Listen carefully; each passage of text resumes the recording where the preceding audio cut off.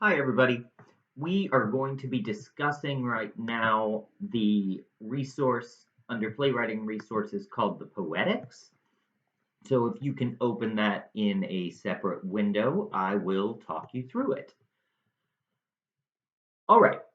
So looking at some of the rough draft scenes that I've received, it occurred to me that it would probably be good to talk a little bit more about this book, The Poetics by Aristotle. He was a philosopher and a scholar in ancient Greece, and he wrote the first ever book on record about writing. And he talked about poetry and prose, but he did dedicate one chapter to writing theater, particularly Greek tragedy, because that's what they were doing at the time.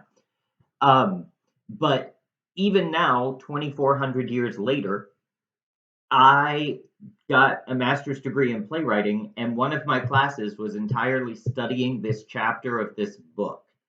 Um, and looking at how it applies to plays throughout all of history. So, we're going to cover these six principles and two moments that will really help take your scene to the next level. Here we go. If you look at the six principles, the first one is called spectacle. And the principle of spectacle focuses on how it looks. Is your show interesting to watch? You're not just having someone read it, they're watching it. So you want to provide interesting images. Obviously, in the Greek tragedies, this is when they would come out carrying the dead kid or enter with Pentheus's head on top of his mother's like stick because she thinks he's a lion. They want for the audience to be shocked. They want for them to be wowed. Um, what can they do to make the play interesting to watch? That's a big challenge for you on this one because this one takes place through a screen. But are there things you can bring in that make me want to see it, not just read it? The next one is character. They, these are very specific terms. Character is how good or bad your person is. What is their internal character? It's like when MLK says the quality of their character. Is this a good man? Is this a bad man? And you can look at this as an example of Lady Macbeth is definitely the villain. She is convincing her husband to commit murder because she desperately wants power. There is nothing redeemable about that. We don't look at Lady Macbeth and say, "Oh, she's just misunderstood." No, she's evil. But the actual story of Macbeth is about the husband, Macbeth, who starts out being a good and like revered person as his character changes because he gets that power and he becomes a villain himself. Plot. The concept of plot is that you aren't just making things happen in this world because you want them to as a playwright. Everything is motivated by what happened before and saying, because this character did this, the other character did this. But that because is the really important part. So I have a couple of questions here. Like, does everything that happens make sense after the thing before it? Is each point motivated, or do the characters just change for no reason because the playwright wants them to? Um, Aristotle makes clear that um, the plot should make sense, or the audience will lose interest in the play because they'll be like, I don't get that. Why would that happen? Why would she do that? Never leave your audience saying that. You want them to understand. These next two are kind of weird. Melody is how does your play sound? How do your characters communicate? Is it really fast, rapid fire dialogue and they're cutting each other off because you see the world as people never letting people talk? Is it really slow with lots of pauses where your characters think, where there's room to breathe in the scene, and that's on purpose? Some plays are loud and bombastic, and some plays are very soft and very low key. So none of them are wrong. It's created by how you perceive that people actually communicate in the world.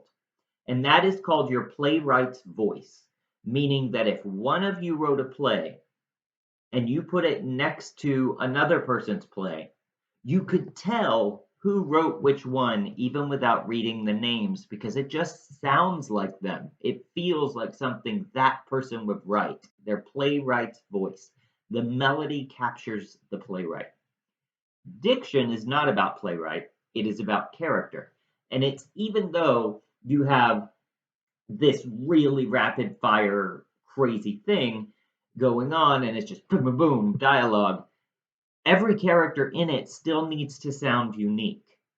Maybe one of them speaks very properly and always tries to use big words to impress other people, and another one is just throwing in slang or cursing somebody out. These characters have different ways of speaking. And as it says here, that is impacted by a lot of things. It's informed by where you're from, where that character is from, how do their parents and family communicate? What is their culture? Do they come from another place in the world or are their parents immigrants and how does that dictate how they speak and the words they use? Um, and how much power do they perceive themselves to have? If they're scared in the situation, they probably aren't talking like they would with their best friend on a lazy Saturday afternoon. The last principle is thought. Character is how good or bad your character is. Thought is the thought process that makes them do things. So I have here, for example, Romeo's character is a good guy, but his thoughts are very reactionary. When he sees something, he doesn't think before he does the next thing. It's his tragic flaw that causes him to die. He is a good guy trying to work toward love, and in that, he commits two murders because his thoughts are, he doesn't think. He is reactionary. On the flip side, other characters definitely think. And Juliet is also a little reactionary. However, um, Friar Lawrence, who marries them, he's a very thoughtful character. He does everything for a reason after considering both sides. So your characters have different thought processes. All right, that gets us to the two moments that will make your scene feel like a complete play. These both come very near the end. They're the moments are called the moment of reversal and the moment of realization. And it can be tricky. I know it can, and I will gladly work with you on how to do this in your scene. But your moment of reversal is your two characters have their conflict and everything's going on, and all of a sudden, one character gets information that makes them realize everything they assumed about the situation is wrong. Their view of the world, or at least of the situation, is reversed. So, that moment of reversal, if you think about Macbeth and the witches are like, you shall be the king until the forest moves nearer the castle, and no man of woman born can overthrow you. So he assumes he is invincible and can never be killed.